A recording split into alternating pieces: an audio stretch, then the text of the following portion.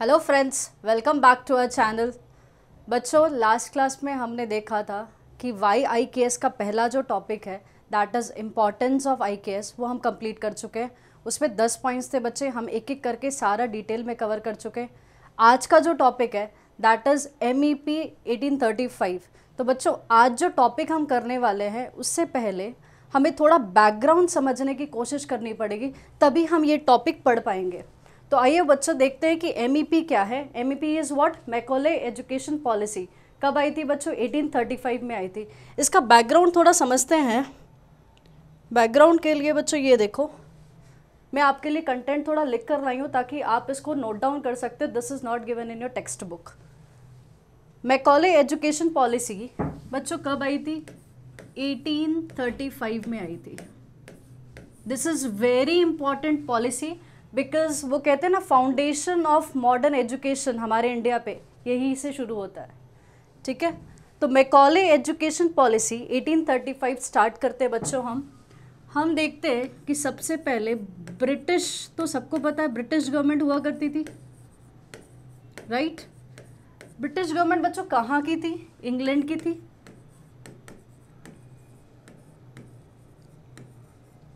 British government कहाँ की थी? इंग्लैंड की थी। ब्रिटिश गवर्नमेंट ने हमारे इंडिया में क्या ओपन किया था? British east India company. British east India company. अब ब्रिटिश ईस्ट इंडिया कंपनी क्यों ओपन करी गई थी?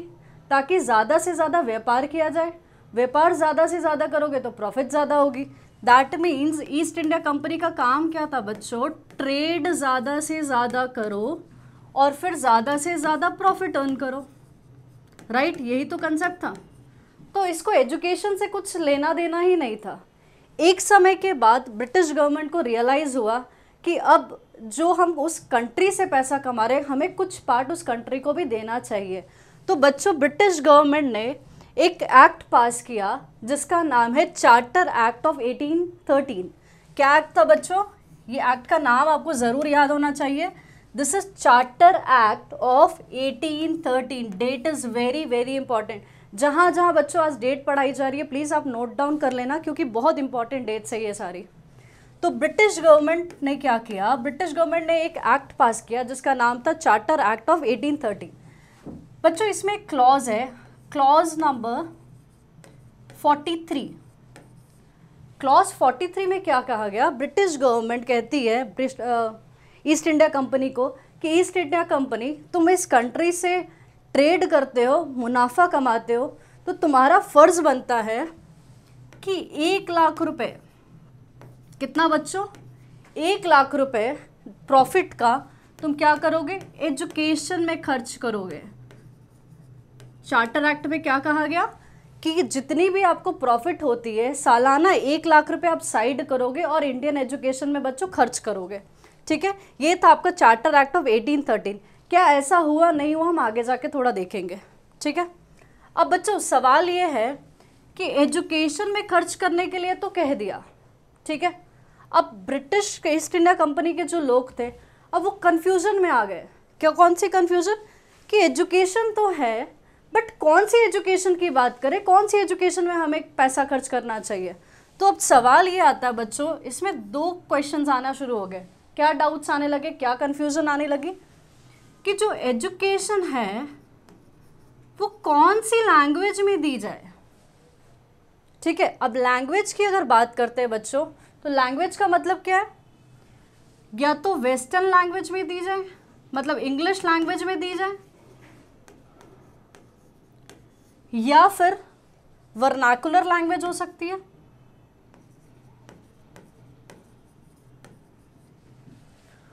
तो जब हम बात कर रहे हैं कि क्वेश्चन ये आ रहा था कि एजुकेशन जो है वो कौन सी लैंग्वेज में दी जाए, या तो इंग्लिश में दी जाए या वर्नाकुलर लैंग्वेज में दी जाए। वर्नाकुलर लैंग्वेज का मतलब बच्चों क्या होता है? जो लोकल लैंग्वेजेस हमारे भारत में यूज़ होती थी, जैसे कि हिंदी हो गया, संस्कृत हो गया, मराठी हो गया, बंगाली हो गई, तो ये तमिल हो गई, ये सारी चीज़ें किसको बोलते हैं बच्चों? Vernacular language. तो हमारे पास 2 क्वेश्चन अराइज हुए। एक है कि कौन सी लैंग्वेज यूज़ करेगी, और एक है कि किस टाइप की एजुकेशन होनी चाहिए। तो हमारे पास 2 मुद्दे खड़े हो गए बच्चों कि एक है लैंग्वेज दूसरा है टाइप। लैंग्वेज तो हमने डिस्कस कर लिया कि लैंग्वेज कौन सी होनी चाहिए, या तो इंग्लिश होगी या वर्नाकुलर होगी। जब हम टाइप की बात करते हैं तो टाइप में क्या आता है, या तो वेस्टर्न एजुकेशन होनी चाहिए,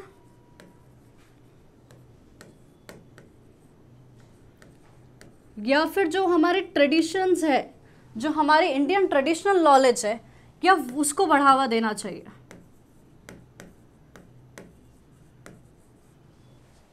बच्चों समझ में आ रहा है कि हम बात कर रहे हैं कि चार्टर एक्ट 1813 में क्लॉज 43 में क्या कहा गया था कि ब्रिटिश ईस्ट इंडिया कंपनी तुम्हें 1 लाख रुपए साइड करने और एजुकेशन में खर्च करने। अब कंफ्यूजन ये क्रिएट हो गया ब्रिटिशर्स के पास कि भैया कौन सी एजुकेशन जो है वो कौन सी लैंग्वेज में होनी चाहिए और किस टाइप की एजुकेशन होनी चाहिए। जब लैंग्वेज की बात करते हैं तो लैंग्वेज कौन सी आ गई, या तो इंग्लिश लैंग्वेज में करो या वर्नाकुलर में करो। और जब टाइप की हम बात करते हैं तो हमारे पास आ जाता है वेस्टर्न एजुकेशन या फिर ट्रेडिशनल एजुकेशन। अब बच्चों देखो, अब जो ब्रिटिश ईस्ट इंडिया कंपनी में ना 2 ग्रुप्स बन गए। कितने ग्रुप्स बन गए? 2 ग्रुप्स बन गए।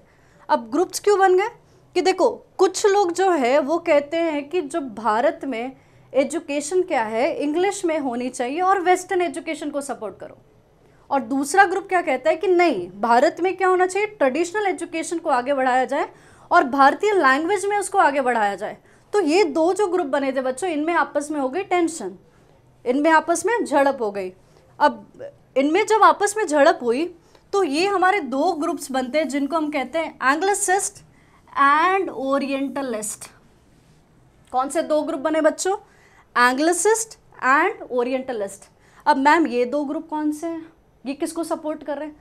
बच्चों जो एंग्लिसिस्ट थे ना, अगर एंग्लिसिस्ट की हम बात करते हैं, ये ग्रुप कहता था कि वेस्टर्न एजुकेशन को प्रमोट करो, वेस्टर्न एजुकेशन को प्रमोट करो और इंग्लिश लैंग्वेज पे ध्यान दो। ये लोकल लैंग्वेज है, उसमें पढ़ाने की ज़रूरत नहीं है, वेस्टर्न एजुकेशन लेकर आओ। साइंटिफिक एजुकेशन, जो साइंटिफिक मैथ्स की बात करें, साइंस की बात करें, वो सारी करिकुलम लेकर आओ। ये हमारा जो ट्रेडिशन है ये पुराना, इसको पढ़ाने की कोई ज़रूरत नहीं है। अब ओरिएंटलिस्ट क्या कहते हैं? ओरिएंटलिस्ट ग्रुप ऑफ पीपल क्या थे बच्चों? ये कहते थे कि नहीं नहीं, ट्रेडिशनल लेकर आओ,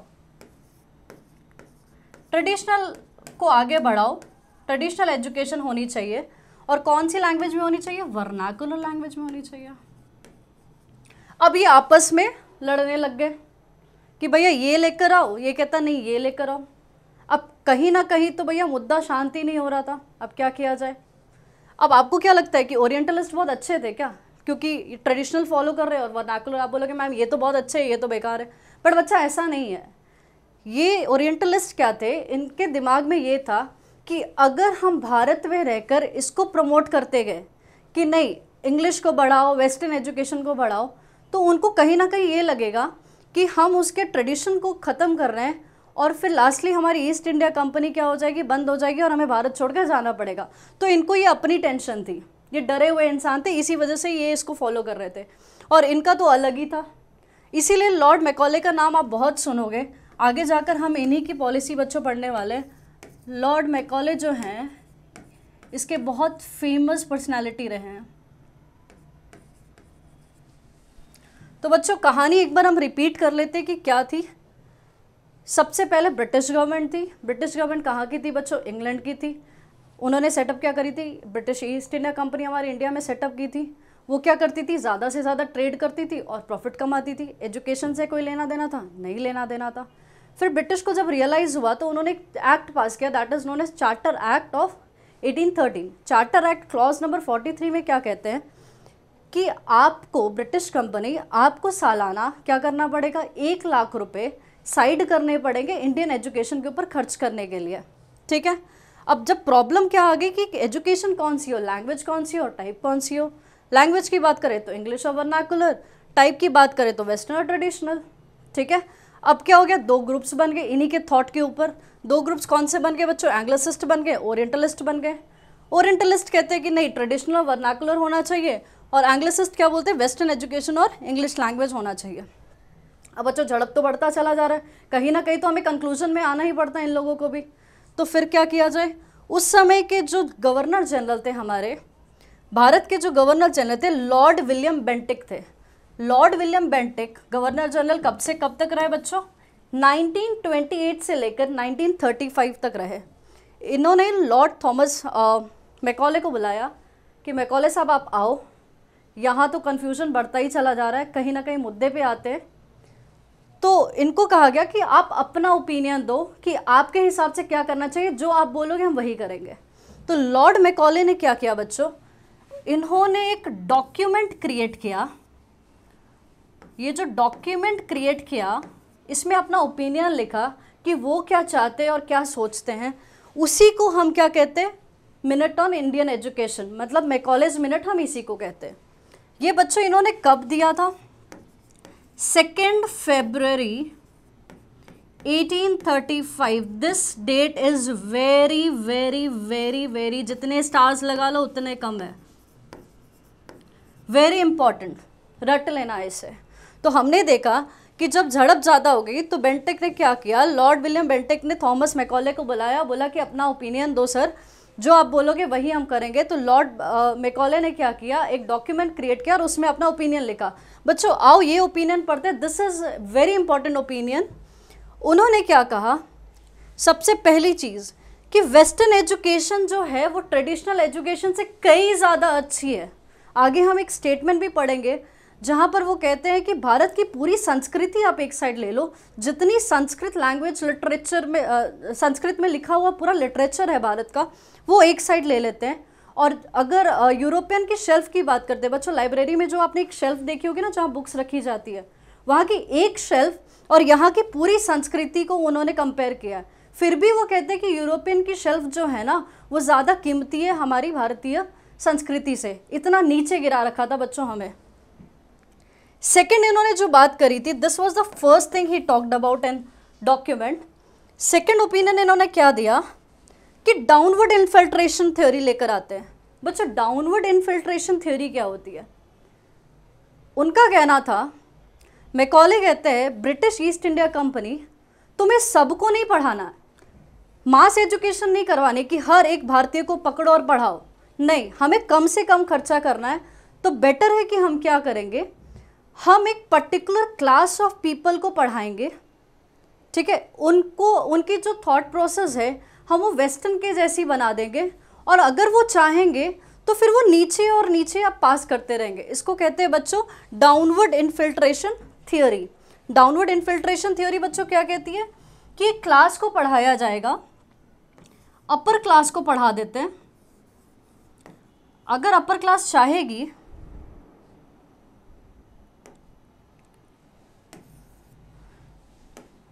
देखो ये क्या कहती है कि अपर क्लास को पढ़ाया जाए, अपर क्लास चाहेगी तो फिर मिडिल क्लास को पढ़ाएगी, फिर आगे ये लोअर क्लास तक पहुंच जाएगा। कहने का मुद्दा क्या है कि हम अगर एक पर्टिकुलर सेक्शन ऑफ पीपल को पढ़ाएंगे, एक तो हमारा खर्च कम होगा और फिर वो धीरे धीरे एजुकेशन ऑटोमेटिकली स्प्रेड होता चला जाएगा। ठीक है बच्चों, आई होप आपको समझ में आया होगा कि डाउनवर्ड इन्फिल्ट्रेशन थ्योरी क्या होती है। नेक्स्ट उन्होंने जो ओपिनियन रखा था बच्चों, ये था क्लास ऑफ इंडियन। इनका कहना था कि हम ऐसी क्लास ऑफ इंडियन बनाए जहाँ पर उनका जो कलर है, उनका जो रंग है, उनका जो ब्लड है वो तो भारतीय होना चाहिए, मतलब इंडियन ही होना चाहिए, बट उनकी जो सोच है, इंटेलेक्चुअल है, मॉरल वैल्यूज़ है, ये सारी चीज़ें, उनका रहन सहन, उठना बैठना सब किस तरह हो जाए, वेस्टर्न जैसा हो जाए। तो ये क्लास ऑफ पीपल वो रेडी करना चाहते थे। क्यों? ताकि उनके एडमिनिस्ट्रेशन में उनको काम आए। ठीक है बच्चों, ऑफिशियली अब फाइनली हम देखते हैं कि ऑफिशियली ये डिक्लेयर हो जाता है 7 फरवरी को। ये बच्चों ऑफिशियली डिक्लेयर हो जाता है कि वेस्टर्न एजुकेशन जो है और साइंटिफिक एजुकेशन, इंग्लिश लैंग्वेज ही हम अब आगे बढ़ाएंगे, बाकी जो मोड ऑफ एजुकेशन है वो हम पीछे रहने देंगे। सो बच्चों this was all about Macaulay's education policy. ये बच्चों ये बैकग्राउंड है ताकि आने वाला जो अभी हम कंटेंट पढ़ेंगे आप उसको इजीली समझ पाओगे। अब आई होप बच्चों आप लिंक कर पाओगे। अब चलो अब कॉन्टेक्स्ट देखते हैं कि कॉन्टेक्स्ट में क्या लिखा है। अब आइए मेन हेडिंग पे, Macaulay's education policy. The Macaulay education policy introduced in, कब इंट्रोड्यूस की थी बच्चों? 1835 कब इंट्रोड्यूस की गई थी? 1835। किसने? Thomas Babington Macaulay. याद करने का तरीका क्या है बच्चों इसको? TB Macaulay. टीबी बीमारी तो सबको याद है ना, T for Thomas, B for Babington. एक बार फिर से बोल लेते हैं, T for Thomas, B for Babington. तो द मैकॉले एजुकेशन पॉलिसी कब इंट्रोड्यूस हुई थी? 1835 में। कौन लेकर आया था? Thomas Babington Macaulay. उन्होंने जो डॉक्यूमेंट लिखा था, जो हमने अभी एक डॉक्यूमेंट देखा था, उसमें कौन सा डॉक्यूमेंट था? Minute on Indian education. तो आई होप आपको अब धीरे धीरे समझ में आ रहा हो कि हम किसकी ओर बढ़ रहे हैं। During British colonial rule in India. तो बच्चों 4 पॉइंट हमें इस पैराग्राफ से मिल चुके हैं। कौन कौन से? देखो, पहली तो डेट 1835 की, सेकंड नेम टीबी मैकॉले। किसके समय की बात हो रही है बच्चों? ब्रिटिश कॉलोनियल रूल की बात हो रही है। और फोर्थ क्या है? डॉक्यूमेंट का नाम। डॉक्यूमेंट का नाम क्या है बच्चों? एक बार बता दो। Minute on Indian education. तो ये हो गई 4 बातें। अब सबसे इंपॉर्टेंट बात क्या है कि इन्होंने बहुत सिग्निफिकेंट चेंजेस लेकर आए हमारी एजुकेशन पे। इनका क्या कहना था? MEP intended to create a class of Indians educated in Western knowledge who would assist the British in administration. तो इनकी जो 2 इम्पॉर्टेंट बातें बच्चों याद रखना, ये क्या लेकर आए थे, एक्चुअल में क्या काम करा था इन्होंने वेस्टर्न करिकुलम जो है वो लेकर आए थे और इंग्लिश लैंग्वेज को प्रमोट किया था।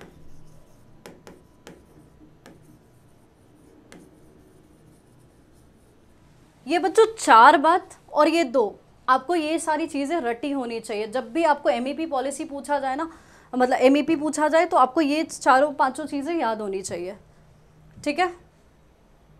MEP intended to create a class of Indians educated in Western knowledge who would assist the British in administration.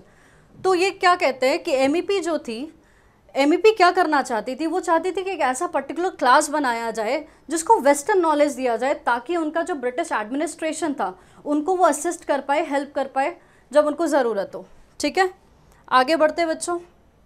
ये है बेटा लॉर्ड मैकॉलेज का जो मिनट है। आइए पढ़ते हैं क्या लिखा है इसमें। I hope you can see this, the picture is very clear. ये जो शख्स आप देख पा रहे हो ना बच्चों, यही है लॉर्ड मैकॉले। ठीक है, अब देखते हैं इन्होंने क्या लिखा है। I have travelled across the length and breadth of India. मतलब पूरे भारत का लेंथ और ब्रेथ, मतलब नॉर्थ साउथ ईस्ट वेस्ट, मैंने पूरा घूमा है। And I have not seen 1 person who is beggar. मतलब मैंने पूरा भारत घूम लिया, बट भारत में एक भी भिखारी नहीं दिखा, एक भी हमें थीफ नहीं दिखा, चोर नहीं दिखा। Who is thief? Such wealth I have seen in this country. मतलब आप सोचो कि हमारी कंट्री कितनी रिच है कि जहाँ पर एक भी भिखारी नहीं दिख रहा, एक भी थीफ नहीं दिख रहा है। सच हाई मॉरल वैल्यूज़, इतने हाई मॉरल वैल्यूज़ हैं इंडियंस के पास, इतनी मेहनत करने की शक्ति है, इतना कैलिबर है उनके पास, that I do not think we would ever conquer this country. अब देखो क्या बात हो रही है कि उन्होंने पूरा भारत घूम लिया, एक भी भिखारी नहीं दिखा उनको, एक भी थीफ नहीं दिखा। उन्होंने देखा कि इंडियंस के मॉरल वैल्यूज़ बहुत ही स्ट्रॉन्ग है। ठीक है, कैलिबर बहुत ही अच्छा है। ठीक है, और हम ऐसे भारत को कॉन्क्वर नहीं कर पाएंगे, तो हमें क्या करना पड़ेगा? इसके रीढ़ की हड्डी, क्योंकि बच्चों जब रीढ़ की हड्डी होती है ना, मजबूत होती है, तो हम खड़े हो सकते हैं एकदम स्ट्रांगली। अब इन्होंने क्या देखा कि जब रीढ़ की हड्डी को हिला दिया जाए, तोड़ दिया जाए, तो क्या हो जाएगा? हमारा कल्चर पूरा ख़त्म हो जाएगा, ट्रेडिशंस हमारे ख़त्म हो जाएंगे। अब उसी की बात ये करेंगे, देखो। We would ever conquer this country unless we break the very backbone of this nation which is her spiritual backbone. हमारी कौन सी है? Spiritual and cultural heritage. And therefore I propose that we replace her old and ancient education, her culture. For if the Indians think that all this that is foreign and English is good and greater than their own, they will lose their self-esteem, their native culture and they will become what we want them, a truly dominated nation. अब देखो ये क्या कहता है, रीढ़ की हड्डी इनकी क्या है, स्पिरिचुअल एंड कल्चरल हेरिटेज है। तो हमें क्या करना चाहिए, जो इनके ट्रेडिशंस है, इनकी जो एंशिएंट नॉलेज है ना, हमें उसको हटा देना चाहिए। हम रिप्लेस करके वेस्टर्न करिकुलम अगर ले आएंगे ना, तो क्या होगा, Indians think that all that is foreign and English is good. तो उनके दिमाग में ऐसा डाल दो कि इंग्लिश से बेहतर कुछ भी नहीं है। उनका रहन सहन, खान पीन, सब कुछ, उनका जो कल्चर है ना, पूरा चेंज करके वेस्टर्न कर दो, their native culture, and they will become what we want them. Ultimately क्या होगा, हम जो चाहते हैं हम वो इनकलकेट कर देंगे और फाइनली हम वो कंट्री को क्या कर देंगे बच्चों, डोमिनेट कर पाएंगे। ये था पूरा मिनट। आप देख पा रहे हो कि कैसी क्या लिखा है इसमें। आगे की तरफ बढ़े बच्चों, अब समझते हैं, हमने जो बैकग्राउंड शॉर्ट में समझा था, अब हम उसको डिटेल में समझते हैं। British education policy in colonial India was initially almost non-existent, as their sole purpose was to make profit through trade and other means। तो ये हमने ऑलरेडी बच्चों पढ़ा है, क्या पढ़ा था कि ब्रिटिश एजुकेशन जो पॉलिसी थी वो एजुकेशन पे तो ध्यान नहीं देती। उस समय एजुकेशन क्या नॉन एग्जिस्टेंट के टाइम पे ही था, टाइप का ही था, और उनका काम क्या था, ज़्यादा से ज़्यादा ट्रेड करो और प्रॉफिट अर्न करो।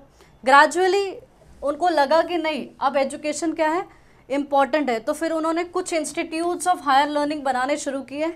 और इस इंस्टीट्यूशंस में क्या करवाया जाता था बच्चों, इंडियन सब्जेक्ट्स पढ़ाए जाते थे, जहाँ पर संस्कृत हो गया, अरेबिक हो गया और पर्शियन लैंग्वेज में पढ़ाई होती थी। और उस समय की जो कोर्ट लैंग्वेज थी वो क्या बन गई, पर्शियन बन गई। Persian was the court language too. Next देखते बच्चों, द चार्टर एक्ट ऑफ 1813 जो हमने कहा था was the first concrete step towards modern education in the country. This act set aside an annual sum of 1 lakh rupees, ये याद रखना है, 2 लाख मत लिख देना एग्जाम में, 1 लाख रुपए साइड करना है, किस लिए, एजुकेटिंग द सब्जेक्ट्स। नेक्स्ट क्या है, after the charter act there was a split among the British. हमने देखा था ना कि 2 ग्रुप बन गए थे, एक एंग्लिसिस्ट बना था और एक ओरिएंटलिस्ट बना था, उसी की बात हो रही है कि चार्टर के बाद क्या हुआ, एक स्प्लिट हो गया किसमें, ब्रिटिश में, regarding the mode of education, कौन सी मोड में पढ़ाया जाए, मतलब इंग्लिश में पढ़ाया जाए या फिर वर्नाकुलर में पढ़ाया जाए। while the orientalist believe that Indians should be educated in their own language and taught in their own subscriptions and text, the other group decided that English education was the best to be imparted। बच्चों ये तो हम already पढ़ के आ चुके हैं, I think आपको ये समझने में कोई भी तकलीफ नहीं हो रही होगी। आगे बढ़ते हैं, नेक्स्ट पॉइंट देखते हैं। It was in the midst of this that Macaulay landed in India in June 1834 as the president of the General Committee of the Public Instruction। तो हमने देखा कि मैकॉले को बुलाया गया था कि भैया आप आओ और एक ओपिनियन दो। तो वो कब आए थे, 1834 में आए थे, और उनको कौन सी पोजीशन पे डाला गया था, the president of the general committee of public instruction, GCPI। In his minute on education he justified, वो जो डॉक्यूमेंट आप देख रहे थे ना, और उसमें उन्होंने जस्टिफाई किया, क्या किया, the use of English as a medium of instruction and also teaching of western education to Indians. तो उन्होंने क्या बोला था, उन्होंने जस्टिफिकेशन दिया कि इंग्लिश ही एक माध्यम होना चाहिए पढ़ाने का और वेस्टर्न एजुकेशन इंडियंस को दी जानी चाहिए। He lampooned Indian knowledge and languages and thought them completely worthless. उनका कहना था कि जो इंडियन भाषा है, जो लैंग्वेजेस है, वो एकदम बेकार है, सबसे बढ़िया तो अंग्रेजी ही है। For instance he said of Indian literature a single shelf. बच्चों ये बहुत इंपॉर्टेंट लाइन है, ध्यान से देखो, अ single shelf of good European library. एक अच्छी लाइब्रेरी अगर यूरोप की देख लेते हैं, उसकी एक सिंगल शेल्फ, आपने देखते हो ना लाइब्रेरी में बॉक्स बना होता है, उसमें डिफरेंट अलग अलग शेल्फ्स बनी होती है, उसमें बुक्स हम रखते हैं। तो वो कह रहे हैं एक सिंगल शेल्फ कितनी आ जाएगी, 10, 15, 20, 25 बुक आ जाएंगी। उनकी तुलना हमारे पूरे ग्रंथों से कर रहे हैं। A single shelf of good European library was worth the whole native literature of India and Arabia. तो एक साइड उनकी शेल्फ की किताबें हो गई कुछ, और इधर हमारी पूरी संस्कृति हो गई, और इनकी तुलना में ये कह रहे हैं ये फिर भी बेटर है। कितनी रद्दी बात हो रही है ये देखो। फिर क्या बोलते हैं, he also believe that western science was far superior to Indian knowledge. उनका कहना था कि ये जो यहाँ पे पढ़ाई लिखाई हो रही है ना, ये कोई काम की पढ़ाई लिखाई नहीं है, ये कोई प्रैक्टिकल नॉलेज नहीं है इनके पास। जो वेस्टर्न साइंस हम पढ़ रहे हैं ना, वो फार बेटर है किससे, इंडियन से। It is I believe no exaggeration to say that all historical information which has been collected from all the books written in Sanskrit language is less valuable। मतलब जितना भी इनके पास ग्रंथ है वो क्या है, less valuable है than may be found in the most paltry abridgment used in the preparatory school। देखो बच्चों कहाँ कंपैरिजन हो रहा है, पूरा संस्कृति और प्रिपरेटरी स्कूल के कंपैरिजन कर रहे हैं और कह रहे हैं कि भैया इनके पास कुछ नहीं है, फिर भी हमारी वेस्टर्न साइंस बहुत ऊपर है। नेक्स्ट देखते बच्चों, नेक्स्ट पॉइंट क्या है, of course one must remember that there were not just his own idea, these were not just his own ideas और opinions, he was merely reiterating that many in the western thought. Then मतलब बात क्या हो रही है कि सिर्फ ये उनकी ही सोच नहीं थी, वो वेस्टर्न के जितने भी लोग थे सोच उनकी यही थी कि इंडिया में कुछ भी नहीं है, इंडिया की नॉलेज कुछ नहीं है, ऐसे लोग हैं, ऐसे क्लास ऑफ पीपल रहते हैं, वो सारी उनकी थिंकिंग थी। Macaulay wanted the government to spend money only on imparting what. आप एक बार देखोगे बच्चे, दो चीज़ों का जिक्र बार बार होगा, एक वेस्टर्न एजुकेशन का जिक्र, वेस्टर्न करिकुलम का जिक्र, और इंग्लिश लैंग्वेज का इतनी बार होगा कि बच्चों पढ़ते पढ़ते आप रट लोगे इसको। Macaulay wanted the government to spend क्या, पूरा पैसा कहाँ खर्च होना चाहिए, imparting western education and not on oriental education. Oriental education मतलब जो हमारे ट्रेडिशनल एजुकेशन है उसको इम्पार्ट नहीं करना है, उसमें पैसे नहीं देने हैं। He advocated the shutting down of the all colleges where only Eastern philosophies and subjects were taught। तो उनका क्या कहना था कि जहाँ पर भी ईस्टर्न फिलोसफी पढ़ाई जा रही है, जिन जिन कॉलेजेस में, वो सारे के सारे शट डाउन कर दो। He also advocated that the government try to educate only few Indians।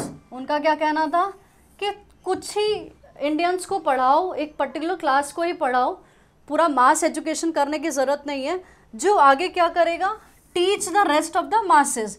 मतलब क्या, इनको पढ़ाओ, अपर क्लास वाले को पढ़ाओ, ये क्या करेगा, मिडिल को पढ़ाएगा, फिर मिडिल वाला क्या करेगा, लोअर क्लास को पढ़ाएगा। तो अपने हिसाब से स्प्रेड होता चला जाएगा धीरे धीरे, हमें सबको मतलब पढ़ाने पे खर्च नहीं करना है। This is what called downward filtration policy. इसको क्या कहते हैं, डाउनवर्ड फिल्टर होके आ रही है। फिल्टर होने का मतलब क्या, गंदगी दूर हो रही है, हम फिल्टर कर रहे हैं, तो ये क्या नीचे की तरफ जा रहा है, तो हम इसको क्या बोल रहे हैं, this is called downward filtration policy. He wanted to create a pool of Indians who would be able to serve British interest and be loyal to them. This class would be Indian in blood and colour but English in taste, in opinions, in morals and in intellect. देखो क्या कह रहा है कि हमें एक ऐसी class बनानी है जो कि ब्लड से क्या है, खून से क्या है, और रंग से क्या है, भारतीय होंगे, बट उनका जो टेस्ट है, उनके जो ओपिनियंस है, उनके जो मॉरल वैल्यूज़ है, और उनके सोचने का तरीका, इंटेलेक्ट क्या होना चाहिए बच्चों, सबके सब क्या, वेस्टर्न होना चाहिए। Macaulay's proposal were promptly accepted by Lord William Bentinck, but he cleverly deferred its implementation until he was to relinquish his post as governor। तो फाइनली क्या हो गया कि लॉर्ड बेंटिंक ने इसको एक्सेप्ट कर लिया। नेक्स्ट क्या है बच्चों, Macaulay's proposals were officially sanctioned in March 35। तो ऑफिशियली कब सैंक्शन किया गया, मार्च 1835 में सैंक्शन कर दिया गया, और 1837 में इंग्लिश को क्या बना दिया गया, कोर्ट लैंग्वेज बना दिया गया, और 1844 में क्या किया गया, जो गवर्नमेंट की जो डिफरेंट पोस्ट होती थी वो ओपन कर दी गई इंडियंस के लिए, जैसे सिविल पोस्ट वगैरह होती है ना, वो सारी ओपन कर दी गई। लेटर क्या, इसी चीज़ को बढ़ाया किसने, वुड्स डिस्पैच ने बढ़ाया 1854 पे। Macaulay obviously one the debate against the orientalist. तो फाइनली हम देखते क्या है कि दो लोगों पे जो डिबेट चल रहा था, एंग्लिसिस्ट एंड ओरिएंटलिस्ट में, तो फाइनली क्या हो गया, मैकॉले जीत गए, मतलब ओरिएंटलिस्ट से एंग्लिसिस्ट जीत गए। It would not be an exaggeration to say that he set the tone of education in India for good. मतलब बेसिक एजुकेशन, जो मॉडर्न एजुकेशन लाने वाला इंसान कौन है, यही है। In his minute, he had said that a day could come when the vernacular languages would die a natural death। उनका कहना था कि एक समय ऐसा आएगा जहाँ पर वर्नाकुलर जो लैंग्वेज है वो एक नेचुरल डेथ की तरह हो जाएगी, ख़त्म हो जाएगी। Today he has been proved wrong. The number of people who use this languages is increasing day by day. मतलब उनकी बात अब गलत साबित होगी, क्यों? क्योंकि आज के डेट में अगर देखोगे तो ये जो वर्नाकुलर लैंग्वेज है वो बढ़ती चली जा रही है. इवन आप स्कूल्स में भी देखोगे अब कंपलसरी हो गया, जैसे स्टैंडर्ड 1 से लेकर 5 तक आप वर्नाकुलर मतलब अपनी मदर टंग पे पढ़ाओगे. The literature in these languages is also expanding and evolving. तो हम देख रहे हैं कि वर्नाकुलर लैंग्वेजेस भी बढ़ रही है और जो हमारे लिटरेचर है वो भी एक्सपैंड हो रहे हैं. He has of course been successful in creating a class of Indians who have taken to the English language enthusiastically. Many in the country use it as a first language, although the number is very small. तो basically क्या है, देखो बच्चों, बहुत सारे लोग English को follow करते हैं, बट आज के समय में भी देखा जाए तो उनकी गिनती जो है कुछ ही है. It could be argued that moral victory is with the Indians and in this English versus native debate. तो फाइनली क्या है कि मॉरल जो विक्ट्री है इंग्लिश और मतलब इंडियंस की है, वो फाइनली इंडियंस के साथ ही है. Whether Macaulay was able to make Englishmen out of Indians is debatable. But आज की डेट में भी बच्चों ये देखोगे तो डिबेटेबल टॉपिक ही है. But the English language has been conveniently internalized and altered to such an extent that sometimes it is hardly discerned by the native English. तो बच्चों हमने फाइनली क्या देखा कि MEP पॉलिसी मतलब मैकॉले एजुकेशन पॉलिसी जो थी बच्चों, हमने देखा कि MEP में वेस्टर्न एजुकेशन की बात ज़्यादा करी गई, इंग्लिश मोड ऑफ इंस्ट्रक्शन लेकर आए. उन्होंने कहा कि हमारी जो भारतीय लैंग्वेज है या फिर भारतीय संस्कृति है वो बेकार है, वेस्टर्न को बढ़ावा दिया. ये सारी चीज़ें हमने अब डिस्कस कर ली. तो entire policy we have discussed. अब हम आगे की ओर बढ़ते हैं बच्चों, that is main features of MEP. I hope बच्चों आप लिंक कर पा रहे होंगे, जो हमने शॉर्ट नोट स्टार्टिंग में पढ़ा था, फिर हमने थियोरी पढ़ी, आप दोनों को लिंक करके पढ़ सकते हो. और फिर हम आगे फीचर्स देखते हैं बच्चों एक एक करके. कितने फीचर्स है टोटल? 10 फीचर्स हैं. फर्स्ट क्या है, इंट्रोडक्शन ऑफ इंग्लिश लैंग्वेज. हम देखेंगे कि इंट्रोडक्शन ऑफ इंग्लिश लैंग्वेज इनका मस्ट था. फिर western curriculum. Number 3 is establishment of schools and colleges, focus on utility and practical knowledge. 5th is impact on traditional knowledge system. 6th point is neglect of Indian languages. 7th is social and cultural impact. 8th is role in colonial administration. 9th is westernization of education. And 10th is legacy and continued influence. तो एक एक करके बच्चों हम detail में cover करते हैं. आइए चलिए फटाफट से. सबसे पहला फीचर क्या है बच्चों? Introduction of English language. The most significant feature of the Macaulay education policy was emphasis on the English language. So सबसे जो emphasized करा था, अभी तक तो रट गया होगा कि इंग्लिश लैंग्वेज को ही बढ़ावा दिया गया था. English was promoted as a medium of instruction. तो जो प्राइमरी मोड ऑफ इंस्ट्रक्शन क्या था? इंग्लिश था. पूरे कॉलेजेस एंड स्कूल्स जितने थे सब में क्या यूज़ होता था? इंग्लिश यूज़ होता था. रीज़न क्या था इसके बिहाइंड? कि एक क्लास ऑफ इंडियंस जो हैं वो क्या होंगे? एजुकेट होंगे तो असिस्ट करेंगे ब्रिटिश को in administration and governance. By promoting English the British aim to facilitate what? Easier communication. उनकी तो भाषा अंग्रेजी ही थी ना, तो ज़्यादा से ज़्यादा इंग्लिश को बढ़ावा देंगे तो अल्टीमेटली क्या होगा? उनके लिए कम्युनिकेट करना आसान हो जाएगा. And integration of Indian elites into the colonial administration. Next point is what? Western curriculum.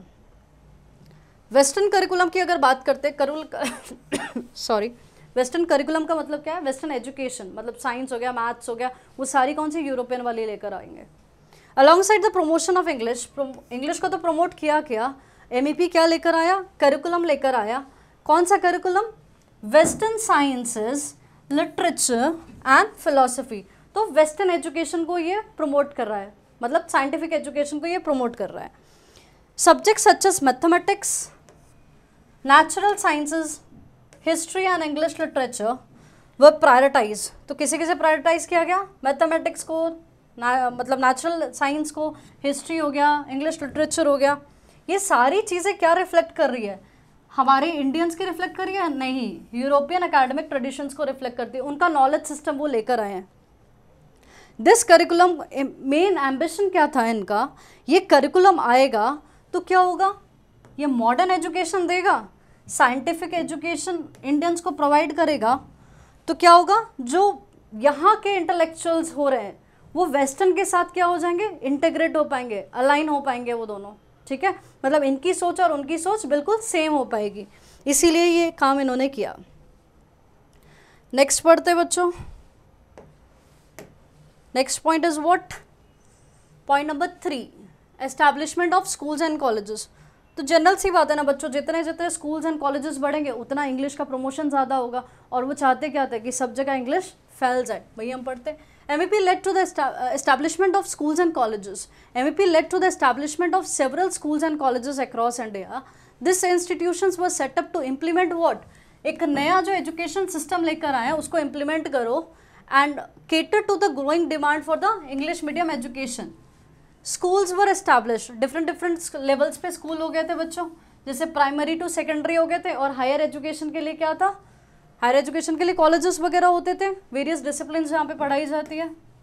This expansion of education institution supported the broader goal of spreading English education through out the colonial India. तो basically expansion क्यों हो रहा था, ताकि English education को spread कर दो पूरे कॉलोनियल इंडिया में, ठीक है। Next point is what, point number 4, focus on utility and practical knowledge. Utility का मतलब क्या, want satisfying power of a commodity. क्या हम इकोनॉमिक्स पढ़ रहे हैं क्या, नहीं, हम क्या पढ़ रहे हैं, इंडियन नॉलेज सिस्टम। तो इसमें यूटिलिटी का मतलब क्या होगा बच्चों, यूजफुलनेस, ठीक है। Focus on utility and practical knowledge, इनका फोकस ज़्यादा से ज़्यादा क्या था, वो चीज़ें पढ़ाई जाए जो इनको काम आने वाली है और जिसमें प्रैक्टिकल चीज़ें ज़्यादा पढ़ा सके। Macaulay education policy placed emphasis on the utility and practical knowledge. The curriculum was designed to equip students, मतलब ऐसा curriculum डिज़ाइन किया गया था कि बच्चों को ज़्यादा से ज़्यादा स्किल्स प्रोवाइड की जाए और ऐसी नॉलेज दी जाए ताकि उनको आगे एम्प्लॉयमेंट अपॉर्चुनिटीज़ के लिए दिक्कत ना हो, डिफरेंट प्रोफेशंस में वो ईजिली एंटर कर पाए एंड एडमिनिस्ट्रेटिव रोल्स भी उनको मिल पाए। MEP aimed to produce a class of educated Indians who could contribute effectively to the British administration and support colonial economic interest. तो इनका बेसिक एम क्या था कि क्लास ऑफ एजुकेटेड इंडियंस बनाए who could contribute effectively, किस लिए, administration के लिए। देखो वो पढ़ा क्यों रहे थे, हमारे भलाई के लिए पढ़ा रहे थे करना ही, वो अपना मुनाफा देख रहे थे कि भैया उनको कहाँ काम आ सकता है, इसीलिए उन्होंने एक क्लास को पढ़ाया ताकि उनका एडमिनिस्ट्रेशन का काम आसानी से हो सके और इकोनॉमिक इंटरेस्ट के लिए सपोर्ट मिले। नेक्स्ट पॉइंट बच्चों देखते हैं, point number 5, the impact on traditional knowledge system. क्या इम्पैक्ट है ज़रा देखते हैं। The emphasis on western education and neglect of indigenous knowledge system had a detrimental impact on traditional forms of learning and knowledge in India. This exclusionary approach contributed to the erosion of what, indigenous knowledge. हमारी जो indigenous knowledge थी इसको क्या कर दे रहे थे, इसको side किया जा रहा था, इसको लेस इम्पॉर्टेंट बताया जा रहा था और प्रमोट किसे किया जा रहा था, वेस्टर्न एजुकेशन को प्रमोट किया जा रहा था। ये क्या कह रहे थे, वेस्टर्न करिकुलम लेकर आओ ताकि जो इंडिजिनस नॉलेज है वो क्या हो जाएगी, इरोड हो जाएगी। Neglect of Indian languages. अब भारतीय में तो भारत में कितनी सारी लैंग्वेजेस है बच्चों, अब ये क्या कर रहे थे, भारत लैंग्वेजेस को नेग्लेक्ट कर रहे थे और ये कह रहे थे नहीं, जो प्राइमरी मीडियम ऑफ इंस्ट्रक्शन क्या होगा, इंग्लिश होना चाहिए। One of the criticism of the policy was it's neglect. किसे नेग्लेक्ट कर रहे थे, इंडियन लैंग्वेजेस को, जो इतनी सारी लैंग्वेजेस थी, वर्नाकुलर लैंग्वेजेस थी, उसको नेग्लेक्ट कर रहे थे by promoting what, English as a primary medium of instruction.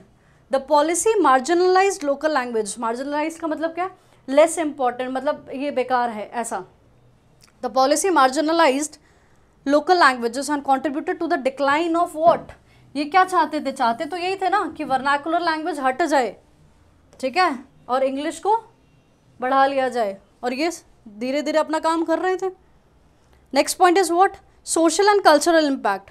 Social and cultural impact की जब हम बात करते हैं बच्चों, हमने क्या देखा था, फिल्ट्रेशन पॉलिसी देखी थी, ठीक है। जब हम फिल्ट्रेशन पॉलिसी देख रहे थे तो हमने क्या देखा था कि एक पर्टिकुलर सोसाइटी जो थी, एक क्लास को पढ़ाया जा रहा था जो कि अपर क्लास हम कहते हैं, और बाकी जो लोअर मिडिल क्लास और जो लो क्लास वाले लोग थे उनको एजुकेशन नहीं मिल रहा था, ठीक है।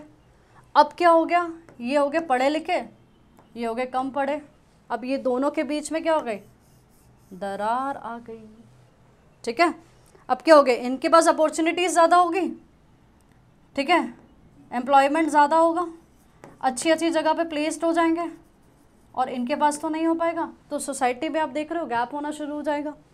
MEP has had profound social and cultural implications for Indian society. It created a division between those who received English education and those who did not, often reinforcing social hierarchies based on education and access to opportunity. तो basically जब दोनों में differences आ जाएंगे, दोनों के education में difference आएगा, तो हायरार्की भी तो चेंज होगी ना। हायरार्की क्या है, जो सोशल हायरार्कीज होती है वो तो एजुकेशन के हिसाब से चलेगी।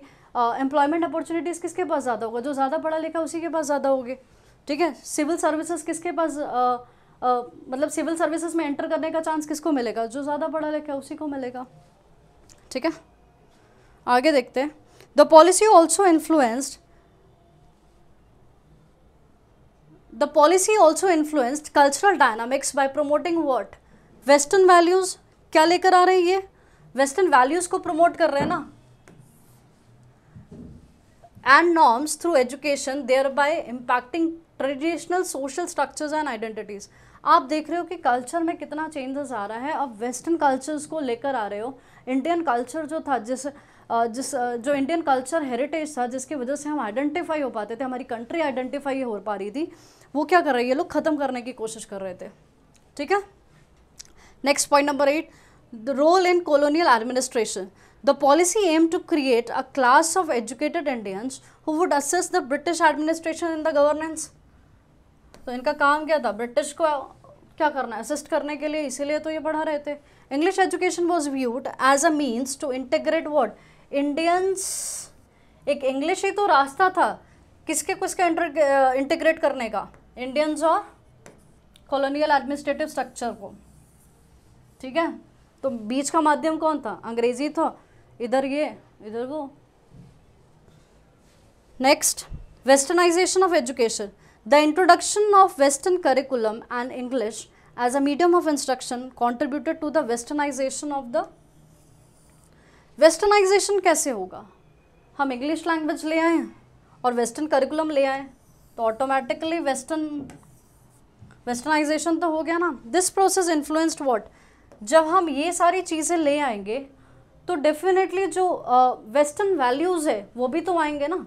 वेस्टर्न वैल्यूज़ प्रमोट कर रहे हैं bye promoting what, western values and norms.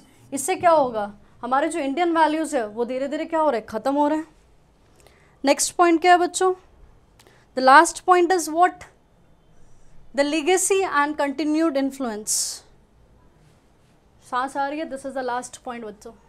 The Macaulay education policy left a lasting legacy on the education system in India. It laid the foundation for modern educational institutions that continue to prioritize English as a medium of instruction. तो अगर हम इसके legacy की बात करें तो इसने अपनी legacy छोड़ कर गया है। इसने क्या है, जो फाउंडेशन है, जो आज हम मॉडर्न एजुकेशन जो पढ़ रहे हैं उसका फाउंडेशन कौन छोड़ कर गया है, यही तो छोड़ कर गया है। The policy's influence on language, curriculum and educational objectives continue to be debated. तो जो पॉलिसी ने इन्फ्लुएंस लाया है किसके ऊपर, लैंग्वेजेस है, करिकुलम है, और जो उनके ऑब्जेक्टिव्स थे वो आज भी डिबेट हो रहे हैं, और आज भी हम इस पे बहुत ही डिबेटेबल टॉपिक है एक्चुअली ये आज भी। ठीक है, तो फाइनली बच्चों हम कंक्लूजन पे पहुंच गए। ठीक है, so this is the last part for today, फिर हम मिलेंगे अगले लेक्चर पे। कंक्लूजन फटाफट देख लेते हैं और फिनिश करते हैं ये lecture. Conclusion, the MEP was characterised by its promotion of English language and western curriculum. तो MEP हमने क्या देखा, अब देखो सारे पॉइंट को बच्चों यहाँ पर लिंक कर लो, क्योंकि जब आप लिंक करना शुरू करोगे ना तो ऑटोमेटिकली जितने फीचर्स हैं ना वो अभी के अभी आपको याद हो जाएंगे। देखो कैसे, फटाफट देखते हैं। MEP was characterised by promotion of, सबसे पहले पॉइंट हमने क्या पढ़ा था, इंग्लिश लैंग्वेज को प्रमोट करता है। दूसरा क्या पढ़ा था हमने, वेस्टर्न करिकुलम लेकर आया। ठीक है, फिर हमने क्या देखे, स्कूल्स एंड कॉलेजेस बनाए, तो देखा ना इंग्लिश लैंग्वेज को बढ़ावा दिया तो वेस्टर्न करिकुलम आया। और ये सब होगा कहाँ, स्कूल्स एंड कॉलेजेस में होगा। और स्कूल्स एंड कॉलेजेस में हमें क्या मिलती है, प्रैक्टिकल नॉलेज मिलती है। ठीक है, और इन्होंने क्या किया, इंडियन लैंग्वेजेस को नेग्लेक्ट किया और profound cultural and social impact, मतलब ये दोनों पे भी इम्पैक्ट आया। तो ये सारे बच्चों देखो पॉइंट सारे लिंक करें ना, फटाफट याद हो गया हमें। While it aimed to create a class of educated Indians aligned with the British interest, it also sparked debates about language. तो आज भी इस टॉपिक पर डिबेट है कि language, identity, educational goals that continue to resonate in modern India. तो बच्चों this was all about MAP. आप एक चीज़ बच्चों सही कर लेना, जब हम ये पढ़ रहे थे ना Macaulay's education policy, this is not infiltration, this is actually filtration. By mistake I have written infiltration, इसको बच्चों सही कर लेना, ठीक है। So this was all for today. I hope आपको लेक्चर समझ में आया होगा। लिंक करके पढ़ना शुरू कर दो बच्चों, क्योंकि Macaulay policy is very easy और 100% ये क्वेश्चन आता ही आता है, भले कोई भी एग्जाम हो। MCQs में भी ये क्वेश्चंस आते हैं, लॉन्ग आंसर्स में भी ये पूछे जाते हैं। तो कभी भी आपको ऐसा पूछा जाए कि what are the features of Macaulay education policy, तो आप सबसे पहले क्या करोगे, एक छोटा सा पैराग्राफ दे दोगे, जो ये मैंने पढ़ा है ना, आप ये नोट डाउन कर सकते हो। आप इसी को अपने वर्ड्स में एक्सप्लेन कर देना और नीचे सारे के सारे पॉइंट्स लिख देना, ठीक है। ओके बच्चों, दैट्स ऑल फॉर टुडे। मिलते हैं आपको अगले लेक्चर में एक नए टॉपिक के साथ। Thank you so much.